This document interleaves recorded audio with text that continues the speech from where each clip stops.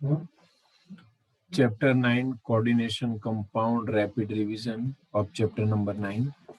This is the complex compound, coordination compound. पहले तो complex किसे बोलते हैं तो बेटा देख लो, ये जो है पूरा ब्रैकेट में स्पेसिस में उसे कॉम्प्लेक्स बोलते हैं। ब्रैकेट के अंदर जो होता है उसको हम लिगेंड बोलते हैं। मेटल के साथ जो अटैच है वो देखो यहाँ पे नहीं, पूरा सीओ मेटल होता है, डी ब्लॉक एलिमेंट, उसके आजू बाजू जो है वो लिगेंड होते हैं। Ligand which is donating electron pair to metal. CO cobalt central atom है, NH3 लिगेंड है, लिगेंड लुइस बेस होता है, और मेटल जो होता है वो gaining electron pair from the ligand. Ligand negative ion भी हो सकता है, न्यूट्रल भी हो सकता है, ओके, बट लिगेंड जो है वो इलेक्ट्रॉन डोनेट करेगा। क्लियर? चलो, उसके बाद there are two type of ligand, three type मिलते हैं। देखो ये कॉम्प्लेक्स जो होता है, कॉम्प्लेक्स पीछे होगा तो वो कॉम्प्लेक्स नेगेटिव आयन, याद रखो, रिमेंबर इट। कोई भी कॉम्प्लेक्स पहले जो होगा वो पॉजिटिव आयन होगा, बाद में जो होगा वो नेगेटिव होगा। यहाँ पे पहले पोटेशियम है तो पोटेशियम पॉजिटिव आयन हुआ, बाद में क्या है FeCN6 तो पूरा कॉम्प्लेक्स नेगेटिव आयन हुआ, ओके। और नीचे देखो भाई, कॉम्प्लेक्स पहले है तो कॉम्प्लेक्स पॉजिटिव आयन हुआ, Cl जो हो हमारा वो नेगेटिव आयन हुआ। एक बात और, कॉम्प्लेक्स के बाहर जो आयन होते हैं पॉजिटिव और नेगेटिव, उसको हम क्या बोलते हैं बेटे? Counter ion. ऊपर देखो potassium is a counter ion, नीचे वाले में Cl is a counter ion. Clear? अब एक और बात, आयोनाइजेशन कैसे होगा? तो ब्रैकेट के अंदर जो है उसका आयोनाइजेशन कभी भी नहीं होगा, ब्रैकेट के बाहर जो है उसका ही आयोनाइजेशन होगा। तो टोटल नंबर ऑफ आयन कितने? 5।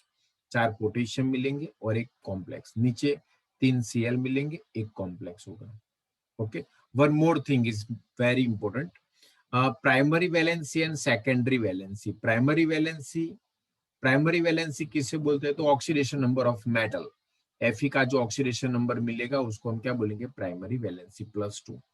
सेकेंडरी वैलेंसी, सेकेंडरी वैलेंसी किसको बोलेंगे?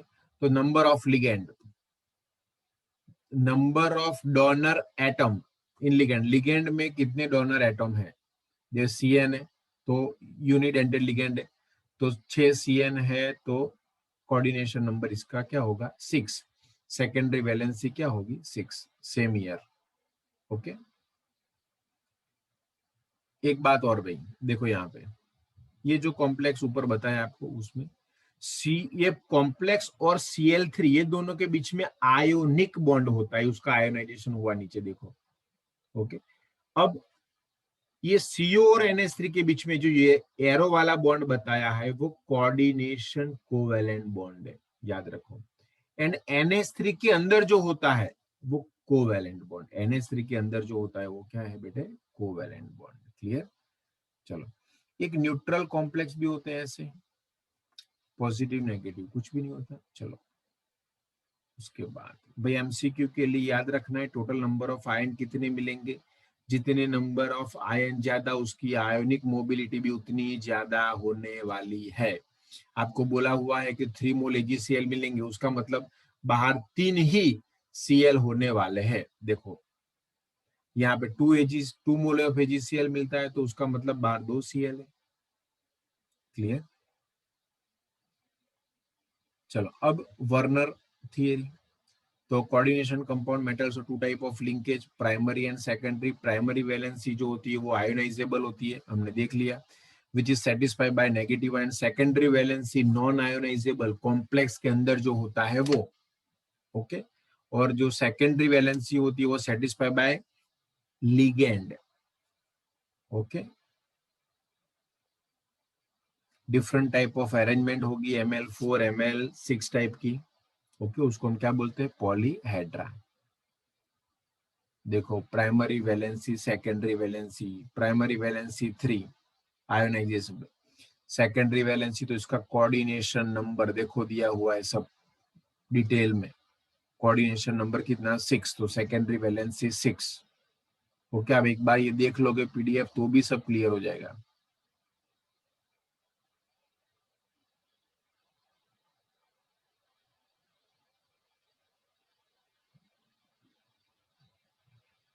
चलो उसके बाद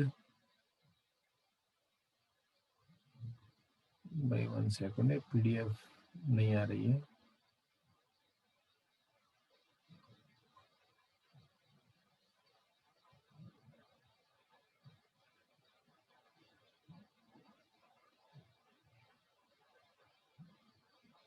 चलो अब classification of ligand, 1 second.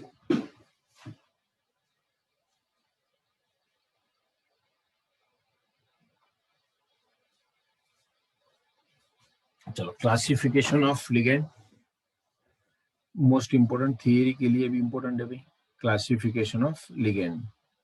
Okay, तो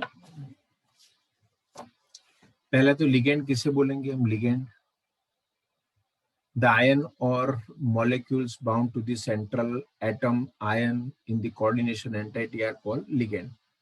ओके, फिर से लिगेंड किसे बोलते हैं? ये CN जो है वो लिगेंड है, donating electron pair to metal. देखो भाई उसमें unidentate ligand, unidentate ligand means donating one electron pair and formation of one coordinate covalent bond, it's called unidentate ligand. When a ligand is bound to a metal ion through a single donor atom like this one, it's called a unidentate ligand. Example आप देख सकते हो, डाइडेंटेड मतलब दो electron pair donate करेगा, दो donor atom होते हैं, देखो like this one EN, ethane 1,2 diamine, oxalato, PTN नीचे लिखा हुआ है, PTN propylene triamine, propylene triamine, propane 1,2,3 triamine, propane 1,2,3 triamine हुआ भैया PTN।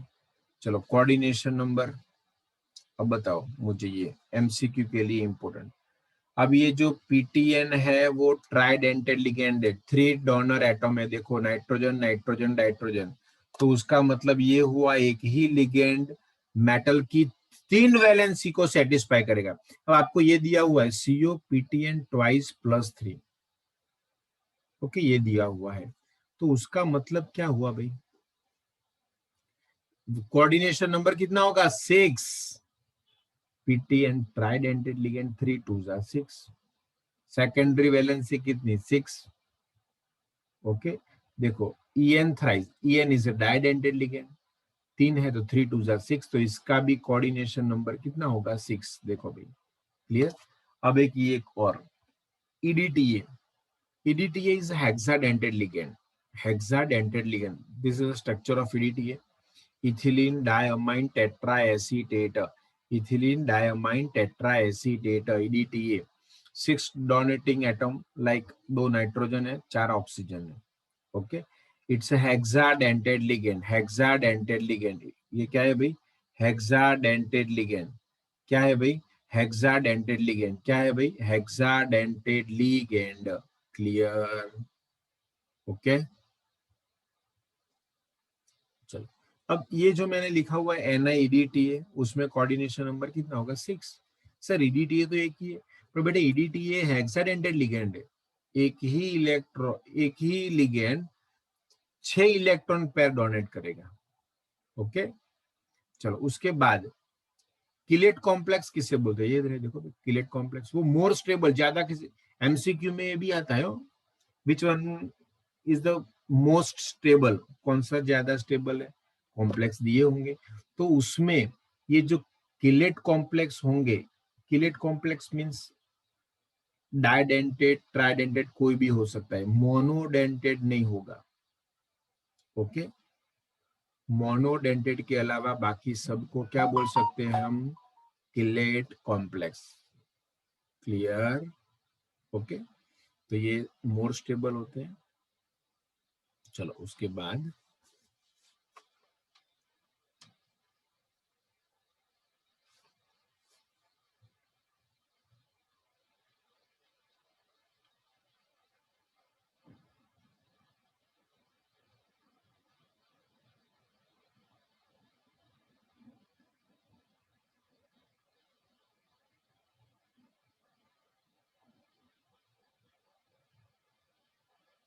चलो भाई, कोऑर्डिनेशन नंबर तो आपको मालूम है, मेटल के साथ जितने बाउंड होते हैं डायरेक्टली उसको हम कोऑर्डिनेशन नंबर बोलते हैं। कोऑर्डिनेशन स्पीयर मालूम है। चलो भाई,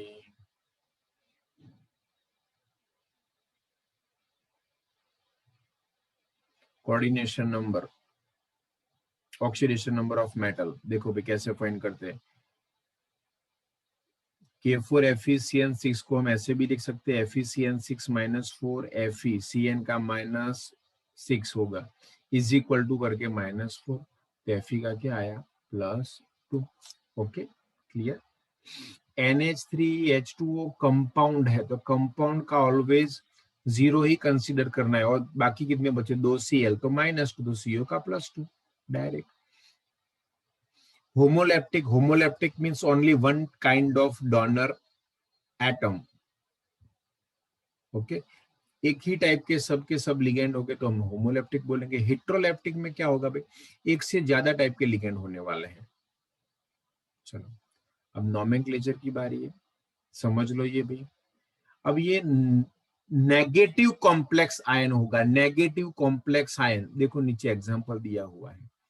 कॉम्प्लेक्स पीछे होगा तो नेगेटिव, तो उसका नोमेनक्लेचर कैसे करना है, तो ऐसे देखो, उस सबसे पहले आपको पॉजिटिव आयन लिखना है। पॉजिटिव आयन मीन्स जो पहले है वो पोटेशियम। K4 है तो टेट्रा पोटेशियम नहीं लिखना है, you right only potassium. Clear, potassium लिख दिया। उसके बाद आपको लिखना है लिगेंड इन अल्फाबेटिकल ऑर्डर। एक ही लिगेंड है तो अल्फाबेट की जरूरत ही नहीं है। Hexa cyano, otherwise cyanido. आपको ये कंप्लीटली लर्न करना पड़ेगा पहले। CN को क्या बोलते हैं, साइनाइडो। ओके, वो लिखा मैंने। उसके बाद मेटल, मेटल के पीछे 8 लगेगा, देखो लिखा हुआ है यहाँ पे। सफिक्स में क्या आएगा 8। कोई भी, निकल तो निकलेट, क्यूप्रेट, फॉरेट। Fe है तो फेरेट लिखेंगे, फेरेट। उसके बाद oxidation state in Roman number. Oxidation state कैसे फाइंड करेंगे, देखो भाई, पोटेशियम का +4 होगा, CN का -6 तो -2, तो +2। मेटल ऑलवेज पॉजिटिव ही रहने वाली है, पॉजिटिव ही होते हैं, इलेक्ट्रो पॉजिटिव। चलो, उसके बाद एक और देख लो, पोटेशियम। अब ये Cl है और H2O, अल्फाबेट ऑर्डर में लिखना पड़ेगा, तो क्या लिखेंगे, di aqua, di aqua, di aqua. Tetra chlorido, क्या लिखेंगे, टेट्रा क्लोराइडो।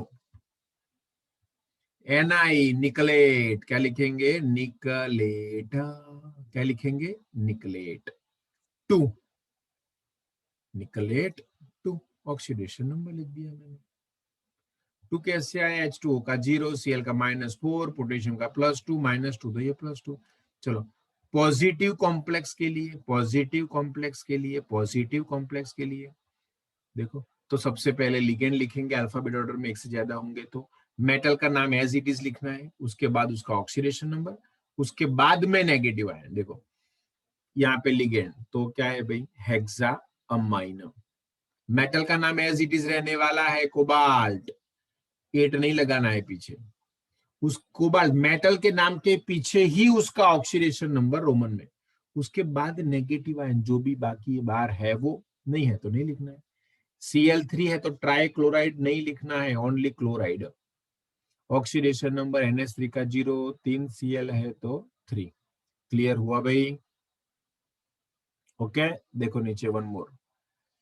अब ऑर्गेनिक लिगेंड में 2 होंगे तो 20 लिखेंगे, ऑर्गेनिक लिगेंड में 3 सेम है तो ट्रिस लिखेंगे। यहाँ पे देखो 3 तो ट्रिस।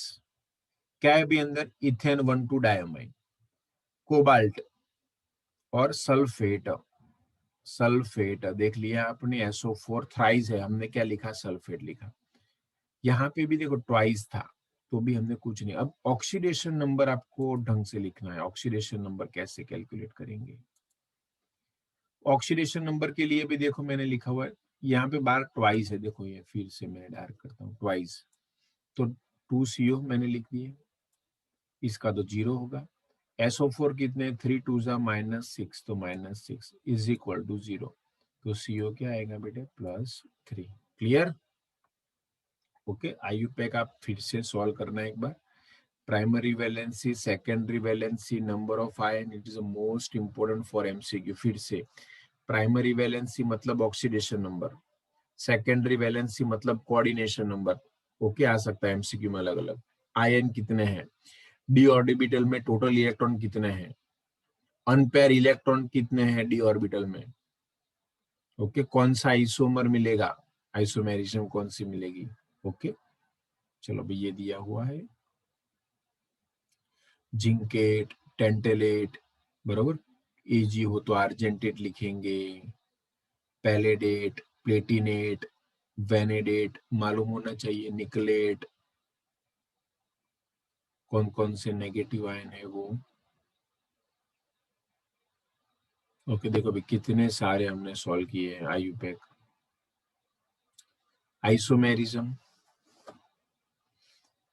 देखो भाई स्ट्रक्चरल आइसोमेरिज्म बाद में देखते हैं, पहले स्टीरियो आइसोमेरिज्म। स्टीरियो आइसोमेरिज्म में जियोमेट्रिकल एंड ऑप्टिकल। जियोमेट्रिकल में Ml4 और Ml6 होंगे, Ml4 और Ml6। Ml4 में ओनली सी सेंट्रास मिलेंगे।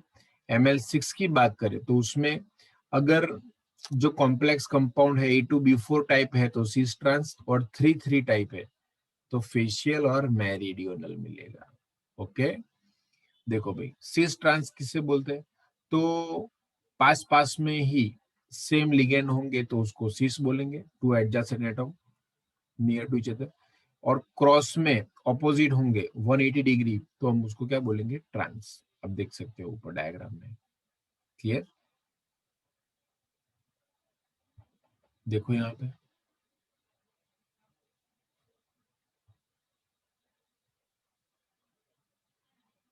ओके, एमसीक्यू के लिए सब याद रखना है। फेशियल मेरिडियनल में देख लो एक बार, 3,3 facial meridional.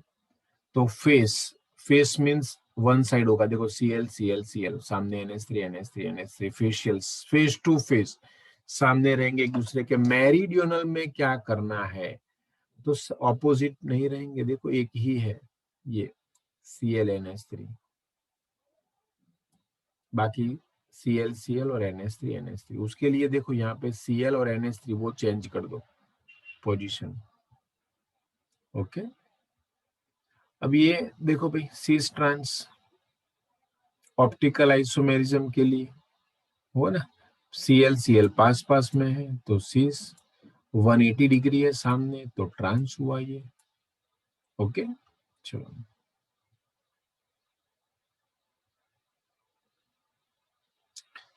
This is also most important for MCQ and theory, structural isomerism. ये क्या है भी पूरा, स्ट्रक्चरल आइसोमेरिज्म, लिंकेज आइसोमेरिज्म। तो स्ट्रक्चरल में चार आएंगे, लिंकेज, कोऑर्डिनेशन और दो बाकी। अब लिंकेज में क्या होगा, पहले एग्जांपल ही देखो। तो हमने एम्बिडेंटेड लिगेंड आगे देखा था, तो उसमें एक ही लिगेंड दो डिफरेंट डोनर से अटैच होते हैं। तो देखो भाई ये ऑक्सीजन से अटैच हुआ पहले, ओके, और नीचे देखो भाई नाइट्रोजन के साथ अटैच हुआ है, NO2 ही। ओके, तो ये दोनों जो कॉम्प्लेक्स है उनके कलर हमको अलग अलग मिलने वाले, ऊपर रेड है नीचे येलो है। ओके, इसको हम क्या बोलेंगे, लिंकेज। लिंकेज डिफरेंट एटम से होता है, यहाँ पे लिंकेज ऑक्सीजन से हुआ, यहाँ पे लिंकेज नाइट्रोजन से हुआ है। चलो कोऑर्डिनेशन आइसोमेरिज्म, उसमें देखो क्या करना है, थर्ड लाइन में NH3 CO के साथ NH3 है और Cr के साथ Cn, तो नीचे चेंज हो जाएगा, CO के साथ Cn हो गया और Cr के साथ NH3, इंटरचेंजिंग लिगेंड हो जाएंगे। ओके, उसको हम बोलेंगे कोऑर्डिनेशन आइसोमेरिज्म। आयोनाइजेशन आइसोमेरिज्म, तो देखो भाई यहाँ पे एग्जांपल दिया हुआ है, NH3 बाहर है भाई, आयोनाइजेशन NO3 का होगा ना, NO3 का होगा तो क्या होगा, NO3 अंदर ले गया, Cl बाहर लाया एक। देखो भाई ये दोनों सेम टू सेम है, ये दोनों सेम टू सेम है। पहले में NO3 था तो NO3 का आयोनाइजेशन होगा, सेकंड में मैंने क्या किया, NO3 अंदर ले गया एक, Cl बाहर लाया तो Cl का आयोनाइजेशन होगा। Okay. Solvent isomerism, solvent isomerism में क्या होगा, H2O के लिए ही ओनली, H2O सॉल्वेंट होगा वाटर तब। तो एक H2O बाहर लाना है, बाहर जो Cl है वो एक अंदर ले जाना है। कलर दोनों के डिफरेंट होंगे। ओके, कलर जो भी दिए हुए बुक में वो कंपलसरी आपको याद रखना है, लर्न करना है। उसके बाद ये इंपोर्टेंट लास्ट टॉपिक हाइब्रिडाइजेशन वाला, कोई भी हाइब्रिडाइजेशन एग्जाम में आ सकता है, याद रखो, एमसीक्यू में तो सही। आपको ये याद रखना है इतना, ML4 है strong ligand, ML4 strong ligand, strong ligand में ये चार कंसीडर करो, बाकी सारे वीक लिगेंड। तो स्ट्रॉन्ग लिगेंड होगा तो मैंने बोला था डी ऑर्बिटल जो है उसमें रीअरेंजमेंट होगी, तो उसमें कौन सा हाइब्रिडाइजेशन होगा, DsP2। कौन सा भाई, DsP2। यहाँ पे sp3, DsP2 inner 3d orbital use होती है, तो उसको हम इनर ऑर्बिटल बोलेंगे, इसको आउटर। इनर मींस लो स्पिन, यहाँ पे हाई स्पिन। DsP2 हाइब्रिडाइजेशन तो स्क्वायर प्लेनर, यहाँ पे टेट्राहेड्रल। और एक ML6, यहाँ पे भी स्ट्रॉन्ग लिगेंड हो और वीक लिगेंड, स्ट्रॉन्ग होगा तो D2sp3 3d ऑर्बिटल, वीक होगा तो sp3d2, D2sp3 इनर, और यहाँ पे 4d यूज होने वाली है तो आउटर ऑर्बिटल। क्लियर, शेप दोनों का ऑक्टाहेड्रल और 90 डिग्री रहने वाला है। क्लियर भाई, ओके।